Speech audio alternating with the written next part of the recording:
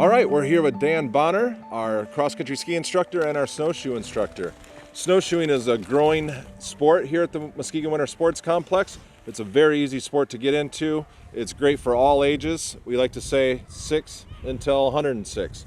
So probably the safest form of winter walking, wouldn't you say, Dan? Yeah, definitely. You have traction underneath the snowshoes so that it prevents you from slipping. These spikes right here? Yep, those spikes right there.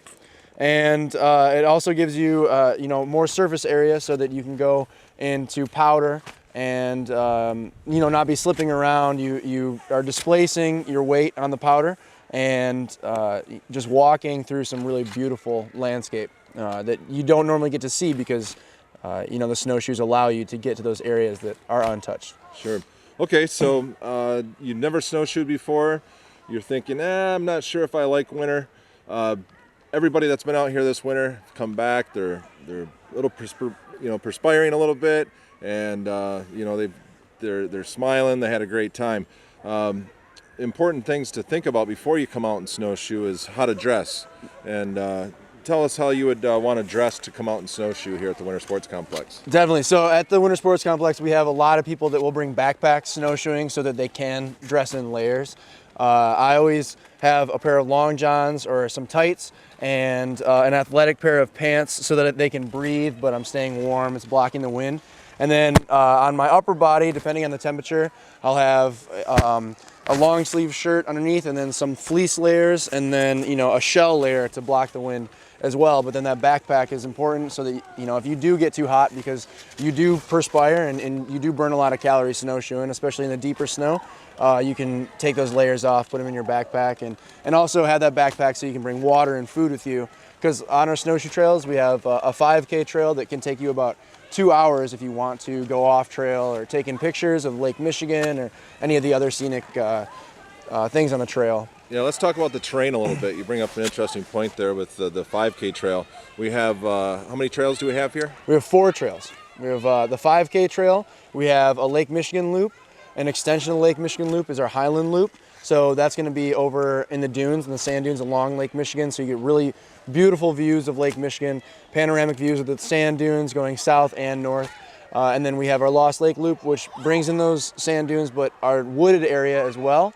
And then a shorter loop, which is about 0.8 kilometers, which is our woods loop, which is really great for kids, older families, people that just want to get out for half an hour or so and then go on their way, do something else. Okay. Well, here at the complex, we rent the equipment as well as, have the world's best hot chocolate, right? That's true, yeah.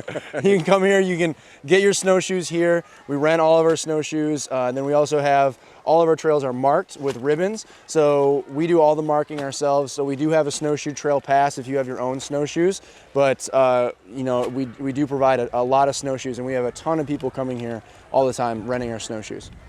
Great. And you mentioned the Snowshoe Trail Pass. All the fees that are collected here at the park, including the Snowshoe Trail fee and the cross-country ski trail fees, the luge fees and skating fees, are all required to be spent back into the improvement and operation of the facility so that those monies are invested right back here. Exactly. Into new signage and helps pay for the staff to groom them and some of our safety patrols and things of that nature. So, all right, well, let's get into the equipment and how to properly snowshoe. Okay. All right, good.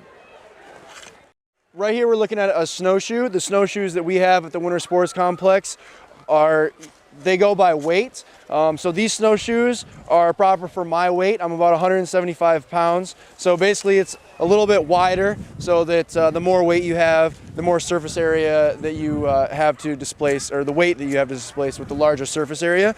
On the snowshoes, we have our bindings. One of the most important thing to do when you're snowshoeing is make sure that you first loosen the bindings all the way. You are going to put your foot in the snowshoe so your toe is going just a little bit over the front here. And you can see on our snowshoes that there are grips. And so your toe should be just hanging over a little bit so that when you walk, the toe doesn't hit the front, but it's also not too far back where you fall out of the snowshoe binding. So you put your boot into the snowshoe with the toe hanging out a little bit over, and then you're going to tighten down these straps so that you make sure that your boot stays in place. And then the heel strap is one of the most important parts of the snowshoe binding, because it keeps your foot from moving back and forth as well as side to side. And I always tell people to make sure that they crank down on those straps as hard as they possibly can. They are super durable. So the tighter that the binding is around your shoe and your boot, the better the time that you're gonna have, making sure that you have a good experience snowshoeing at the Winter Sports Complex.